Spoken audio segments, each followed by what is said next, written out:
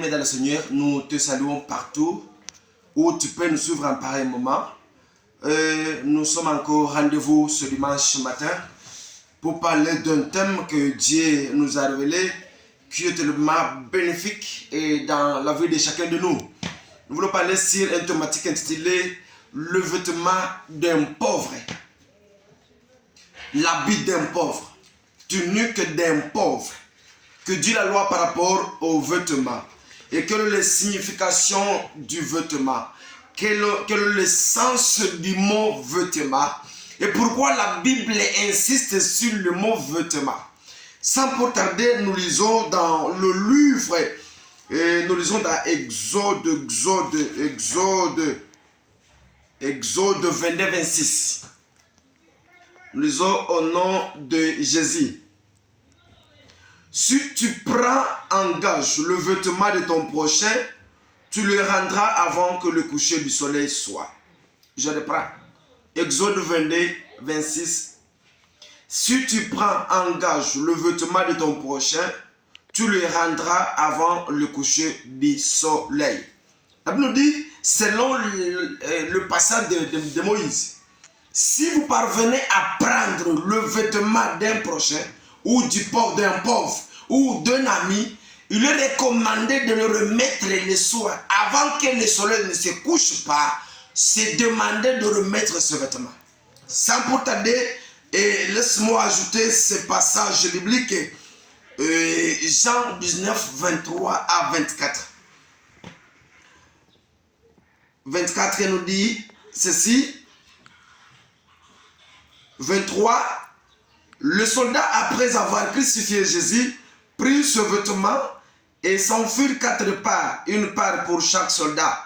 Il prit aussi sa tunique qui était sans couture, d'un seul tissu, depuis le haut jusqu'en bas, et ils dirent entre eux, et ne la déchirons pas, mais tirons au sort. À qui elle sera arriva afin que s'accomplisse cette parole de l'Écriture. Amen. Bien-aimés dans le Seigneur, nous voulons parler sur le vêtement d'un pauvre. Vous serez bénis complètement parce que ce message venant de l'Éternel, plein de révélations. Le vêtement d'un pauvre.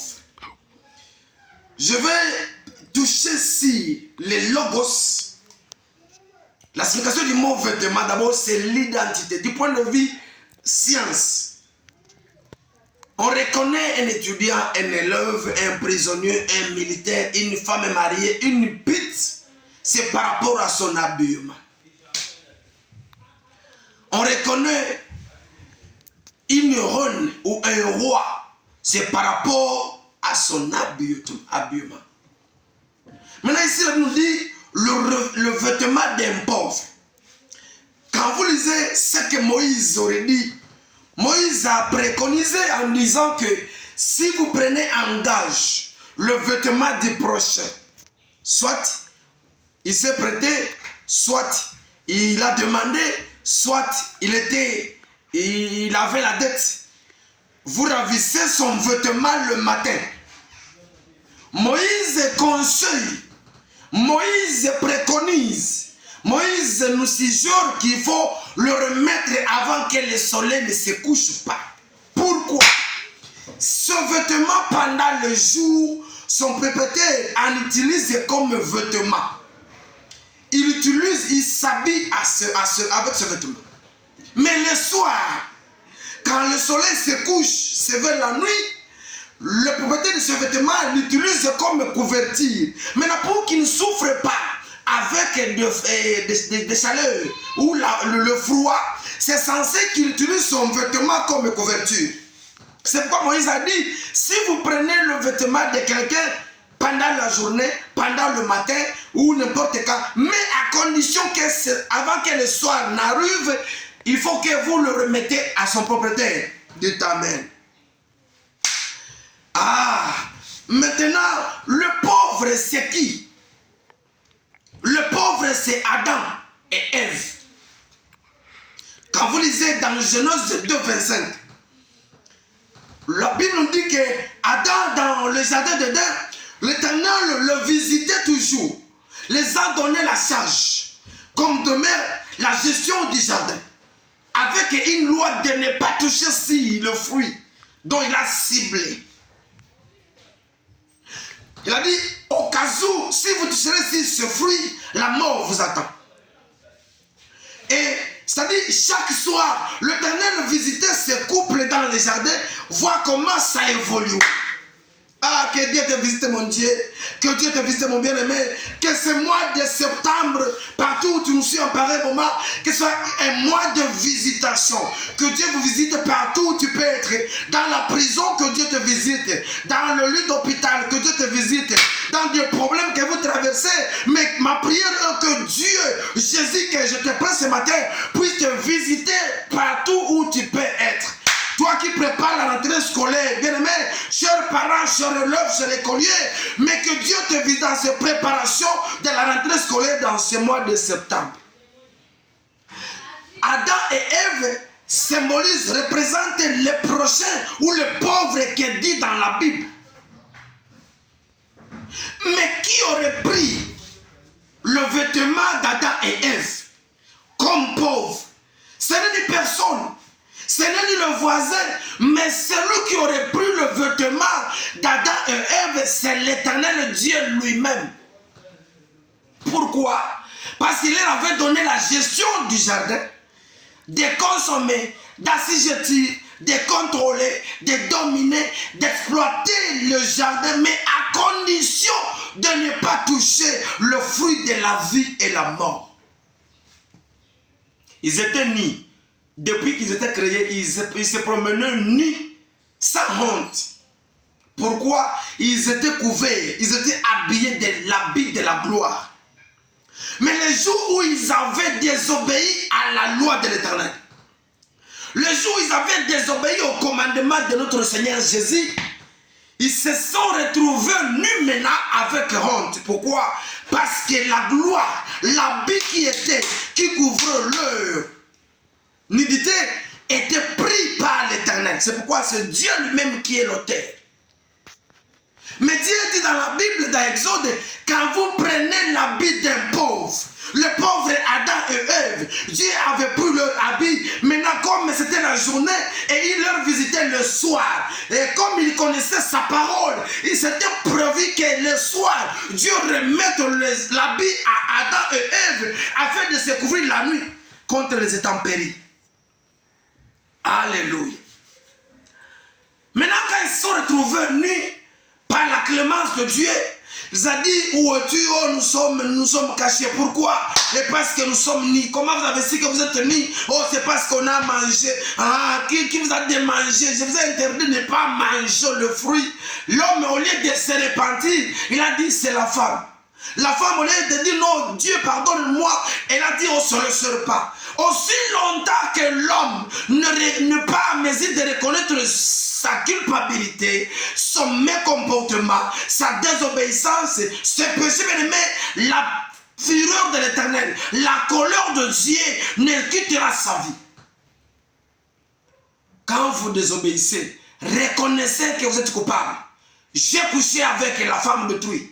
J'ai couché avec l'homme d'autrui. J'ai avorté la grossesse. Ou j'ai menti, j'ai volé. N'accuse pas personne. Il faut s'approprier la faute et se repentir. Et non comme aujourd'hui dans l'église, quand vous prêchez dans l'église, si une fois l'orateur prêche sur la repentance, il y a un groupe de gens qui disent quasi à part les barbes. C'est comme si vous avez ciblé quelqu'un, la prédication est orientée vers quelqu'un, un groupe de gens, mais il y a un autre qui se croit être un saint. Non.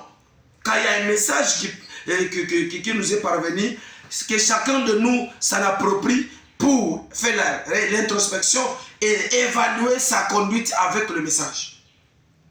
Au lieu qu'Adam et Ève puissent reconnaître leur péché, mais chacun accusait l'autre. Voilà les conséquences.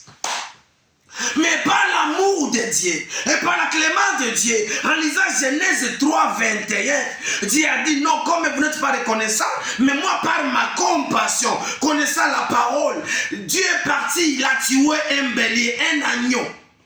L'agneau qui est symbole de Jésus.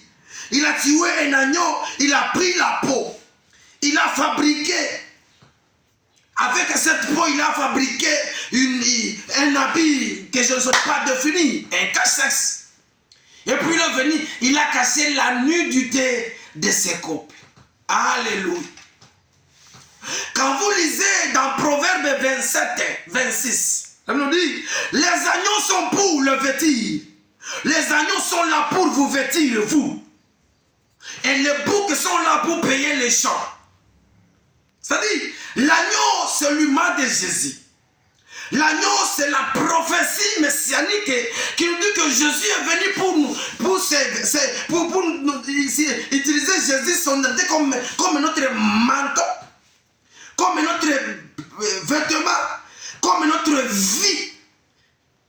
Les agneaux sont là pour vous vêtir. Alléluia. Ah, maintenant, l'agneau, quand Jésus était symbolisé comme agneau et symbolisé comme agneau, voici l'impact où le Dieu procure de l'agneau dans la vie d'un chrétien. L'agneau nous procure le salut perdu. L'agneau de Dieu est venu nous reprocurer le salut qu'on a perdu dans les jardins, dans la désobéissance. L'agneau procure le vêtement perdu. Et quand le couple aurait péché, et quand Adam et Ève ont péché, il fallait que l'agneau revienne nous redonner le vêtement perdu. Et avec en tuant le bélier avec la peau de l'animal. L'agneau procure la gloire perdue. Vous savez, dans le jardin, Adam et Ève se promenaient dans la gloire de Dieu. Et quand l'homme est dans l'intégrité avec Dieu, et quand l'homme est dans l'attachement avec Dieu, et quand l'homme est dans la communion parfaite avec Dieu, il est couvert de la gloire de Dieu. Mais quand il a péché, il a perdu la gloire. Voilà, l'agneau est venu nous reprocurer la gloire perdue. L'agneau nous procure la sainteté perdue. L'agneau nous procure la puissance. Vous savez, le péché diminue là. Le péché étouffe la puissance de Dieu. Quand les miracles s'opèrent plus dans les églises, dans la vie spirituelle, c'est parce que le péché est dans les tauliers, le péché est dans l'abondance, le péché est sur la chair, le péché est dans la vie pastorale, le péché est dans le ministère. Vous prêchez en péchant, il n'y a pas le miracle. Vous chantez en péchant, il n'y a pas la gloire. Il n'y a pas le miracle. Pourquoi? La puissance est perdue. Alléluia. Adam et Ève avaient la domination. Mais quand l'homme pêche, il perd la domination. Voilà, l'agneau est venu nous procurer la domination. Que Dieu te donne, te redonne encore la domination perdue. Et toi qui étais l'aîné de la famille, mais parce que tu n'as pas les moyens, tu as perdu le droit de naissance. Ma prière ce matin est que tu reprennes ton droit de naissance maintenant. Toi qui n'as plus la domination au pouvoir, tu es méprisé par les personnels, je ne sais pas, ou par les chefs, je ne sais pas, parce qu'il est allié à l'hiérarchie. Mais je te dis ce matin, ce mois de septembre, que c'est mois de la domination. Et que la domination de Dieu repose sur tes épaules. Que tu contrôles par-ci par-là au nom de Jésus. L'agneau nous procure la paix perdue. La paix. Quand le chrétien n'a pas encore péché, il est stable. Il a la paix du cœur. Mais une fois désobéi, une fois cité, une fois tombé, il manque la paix, il est déstabilisé, il pense qu'il va mourir, il voit qu'il est insécurisé, il pense que soit les voisins ont su que j'ai péché. Pourquoi? C'est parce qu'il n'a plus la paix intérieure, parce qu'il a péché. Mais l'agneau est revenu nous redoter la paix perdue de ta main.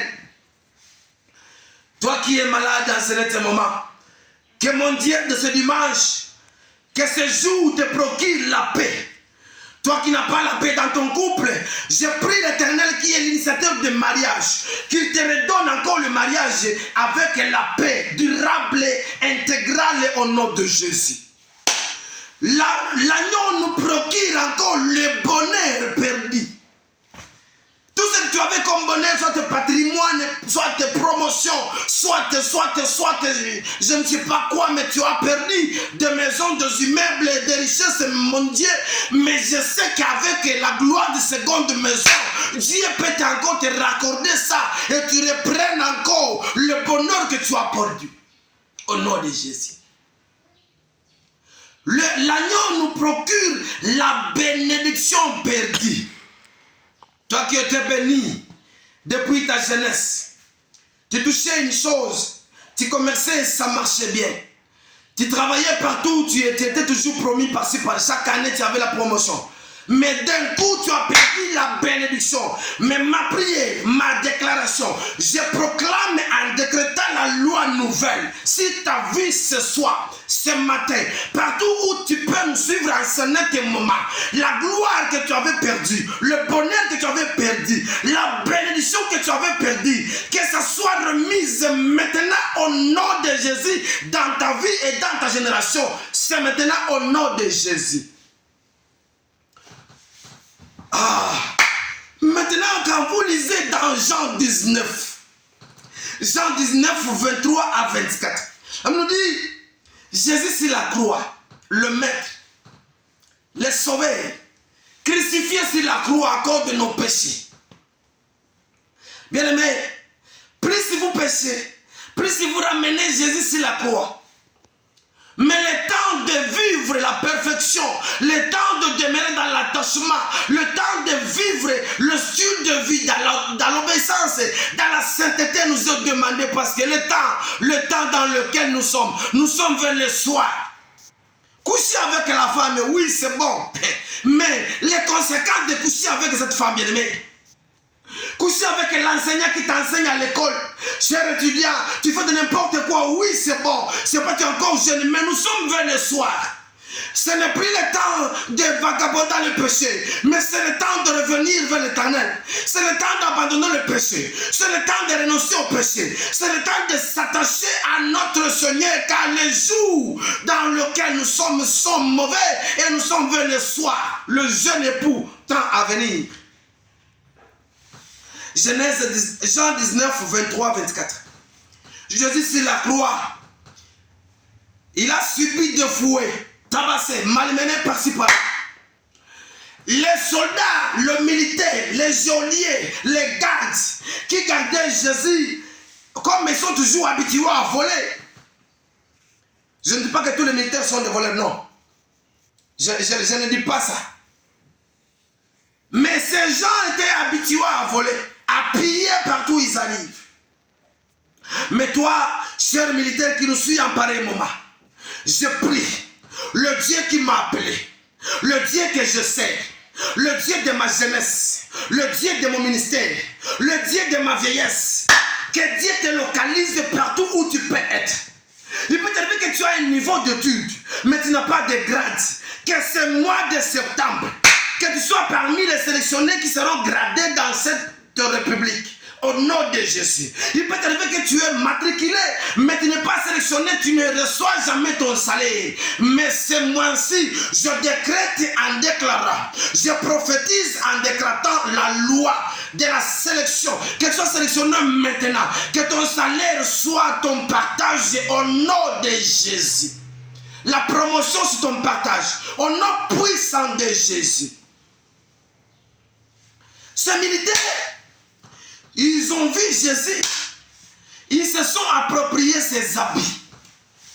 Ils ont pris ses habits, ils ont divisé à 4. Or, avec 4, c'est le chiffre prophétique. Ils ont vu la tunique qui n'avait pas la couture. Ils ont dit, comme il n'y a pas la couture dans cette tunique, tirons au sort. Qui aura droit à cette tunique? Ils sont partis comme ça. Et l'un d'eux étaient les gagnants de cette tunique. Mais pourquoi les militaires? Je me pose la question. Et je vous pose aussi la question. Pourquoi les militaires qui s'habillent en tenue militaire avaient préféré prendre le vêtement de Jésus qui avait la couleur blanche? Pourquoi? Il y a des raisons. Je suis parti dans le spirituel. Le Spirit m'a appris le sens et pourquoi le militaire aurait pris le vêtement de Jésus. Primo, ils ont pris le vêtement de Jésus, c'est parce que spirituellement, ce militaire était nu. Pourquoi dans les jardins d'Éden, les aïeux auraient perdu le vêtement. Mais la vie qu'eux étaient avec Jésus, et comme la Bible nous dit, quand vous prenez l'habit d'un pauvre le matin, il faut le remettre le soir. Et Jésus est mort sur la croix vers le soir. C'est-à-dire que c'était prévu que Jésus remette l'habit à ce pauvre pour se couper parce qu'ils étaient nus. Alléluia. Deuxièmement, ils ont pris ce vêtement parce qu'ils avaient perdu la gloire. Et dans l'habit de Jésus, il y avait une source de gloire. Mais il fallait qu'il se ravitaille de la gloire perdue dans la tunique de Jésus. Troisième raison, ils ont pris la tunique de Jésus, c'est parce qu'ils voulaient cacher leur nudité. Parce que l'homme, quand il a péché dans le jardin, il s'est retrouvé nu. Maintenant, il fallait qu'il prenne la tunique de Jésus. Je voudrais parler à toi, ma sœur, qui est reconnue comme Pete. Ton numéro est par-ci, par-là, sur les hôtels. Quand il y a une autorité qui vient de là, on t'appelle qu'il y a un boss qui est venu. Tu reconnais les chambres de tous les hôtels. C'est le temps de couvrir ton corps. C'est le temps d'abandonner l'impudicité. C'est le temps de renoncer à ces pratiques. Sinon, les conséquences, vous en consommerez toujours ça. Ne pleure pas. Un homme averti en vaut deux. Les débauches, l'impudicité, la fornication. Je ne sais pas vos termes que vous utilisez. C'était auparavant. Aujourd'hui, la civilisation bien-aimée, c'est être dans Jésus. C'est inconcevable qu'un pasteur qui prêche le haut de la chair couche avec les fidèles. C'est inconcevable qu'un chantre, une chantre qui monte au haut de la chair, après la chair, en quittant, qui couche avec les hommes, comme si par là. C'est inconcevable une femme mariée légalement, mais tu couches avec des garçons, tu couches avec des hommes, ce n'est pas ça la vie. Prends la tunique de Jésus, couvre ta nudité et sois quand même présentable. Quand vous lisez dans Romains 13 et 14, on nous dit, revêtissez-vous du Seigneur Jésus, qui est notre vêtement. Revêtissez-vous de Jésus. Je parle à ce net moment à ma soeur, mon frère, mon père, toi qui nous suis en pareil moment. Il est temps de se revêtir avec Jésus qui est notre vêtement parfait, vêtement de gloire, vêtement de sainteté, vêtement d'amour, vêtement de domination, vêtement de sainteté, vêtement d'amour, de bonheur, de richesse, bien-aimé, de paix aussi. Jésus est mort le soir. C'est la croix pour nous rendre le vêtement perdu parce qu'il connaît la parole. Lui-même c'est la parole. Comme il avait inspiré à Moïse. Moïse écrit ceci. Quand vous ravissez le voisin, le prochain, un pauvre, son habit le matin, c'est mieux de le remettre le soir. C'est pourquoi Jésus est mort le soir sur la croix avec comme mission de nous remettre l'habit perdu dans les jardins. Que Dieu te remette, bien-aimé, l'habit, ton identité, ton intimité, ta relation avec Jésus que tu avais perdu. Soit tu étais trompé par un garçon, je ne sais pas. Soit par un pasteur, je ne sais pas. Soit par une fidèle de l'église, je ne sais pas. Tu le prenais comme chrétien sauvé de nouveau. Mais c'était sa ruse de te tromper jusqu'à t'induire dans le péché. Mais la chance est encore là, la grâce est encore là. On nous dit dans Romains 13, 14 de nous revêtir Jésus comme notre vêtement. Alléluia. Pourquoi les militaires avaient été d'abord à 4 et avaient séparé ou partagé les habits de Jésus à 4? Pourquoi les 4 parts de vêtements? Pourquoi les 4 formes de vêtements? Pourquoi les 4 dimensions de vêtements? Pourquoi les 4 facettes du vêtement? On nous dit, La parole elle-même, c'est un agneau qui a 4 pattes. Et la parole, pour la prêcher bien, il faut aller par ces 4 pattes. Si dans votre église, il n'y a pas ces 4 pattes de l'agneau, abandonne l'église. Ce n'est pas une église, c'est une boutique.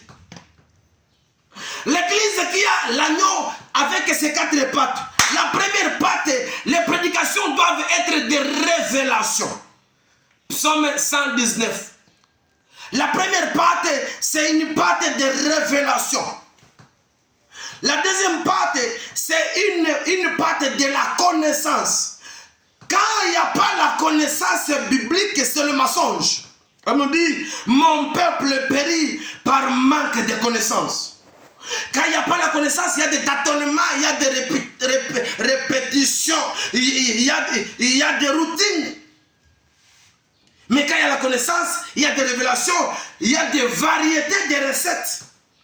Et les âmes vont accroître avec santé. Troisième patte, c'est la patte prophétique. La prophétie est là pour édifier, pour consoler et pour orienter. Si dans votre communauté, dans votre vie, bien aimé, il n'y a pas la prophétie, priez l'Éternel qui vous donne la réponse.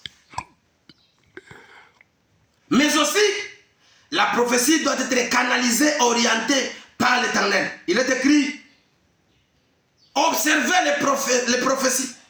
Pourquoi? Parce que là où le diable aussi entre part. Alléluia. Dernière partie, c'est la partie doctrinale. La doctrine. Si vous ne prêchez pas si la doctrine, bien aimé, c'est dans cette doctrine où il y a des révélations et des préparations, des eschatologies, où on prépare l'église à l'attente du jeune époux quitter cette église. Car l'évangile qui est notre Jésus, c'est l'image symbole de l'agneau avec 4 pattes. Il y a la révélation, il y a la connaissance, il y a la prophétie, il y a aussi la doctrine. 2 Jean 1, 19, 2 Timothée 4, 1 à 4.